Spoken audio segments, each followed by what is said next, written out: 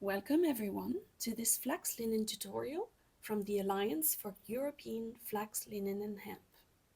Today's topic is subcontractors within the European Flax certification. Why a tutorial on subcontractors?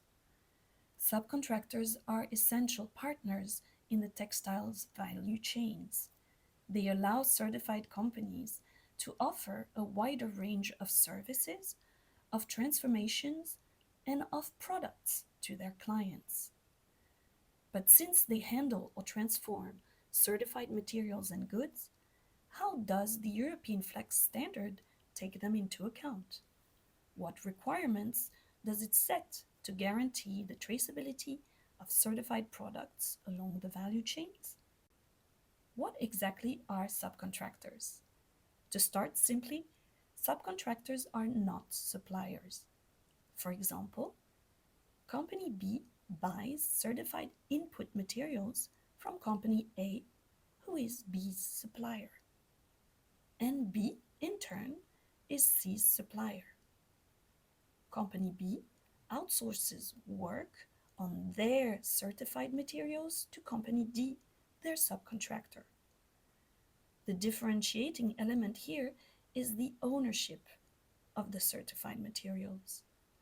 Throughout the outsourced process, the contracting organization, Company B, manages the purchase and the sale of the certified materials and retains the ownership of these materials while they are transformed at D. The subcontractors D invoices only the service or the activity provided to the contracting organization, not the product. Within a certified value chain, all steps must be European Flax certified, including processing or trading.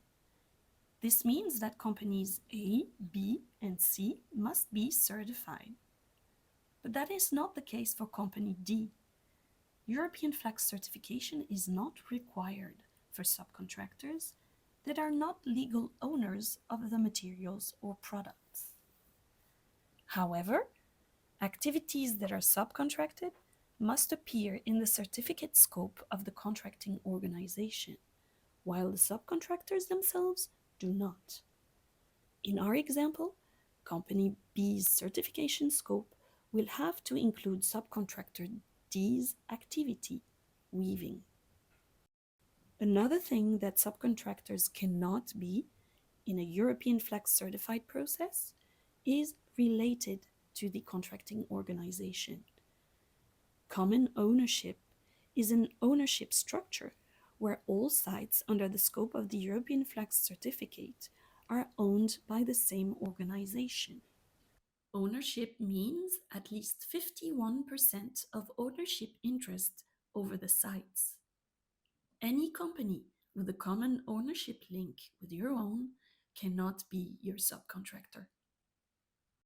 Instead, to handle or transform certified materials or goods, related companies must either each hold their own certificate or be part of a multi-site certificate as the certificate holder or a subsite.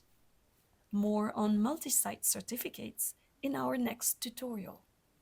Now, what are the other requirements for subcontractors in the European Flax standard?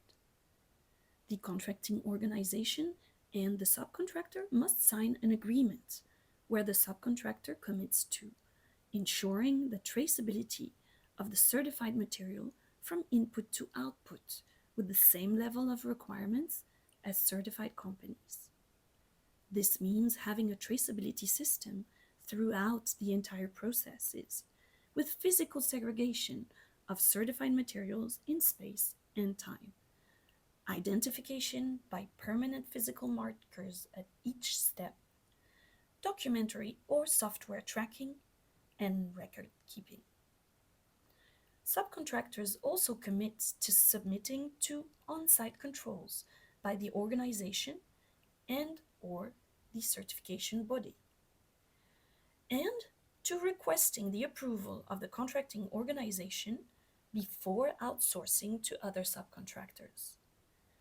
Subcontractors of subcontractors must go through the same process and requirements, must appear on the subcontractors list of the contracting organization, and their activity must be included in the scope of their certificate. Production orders and delivery notes from the subcontractors, as key elements for tracking certified materials, must clearly identify each lot of certified material and be kept for records. Please note that a subcontractor shall not use the certificate number of the contracting organization on any document. What should a certified company do before working with subcontractors under their European Flax certificate?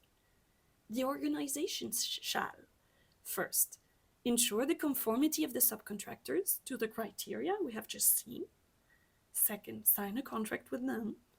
And third, establish or modify the list of subcontractors for Bureau Veritas approval. The list can be drawn early in the certification process via the RFQ. It needs to be approved by the certifying body after the initial audit and is then added in appendix to the audit report. The scope of approved subcontractors must be included in the certificate of the contracting organization. This list must be maintained up to date over time, since changes are allowed. But they must be recorded with their addition or removal dates and be submitted to Bureau Veritas for a review of conformity leading to a new audit. That's right, the verification and approval of new subcontractors can lead to a new audit, so we advise to add them at the time of your surveillance or renewal audits.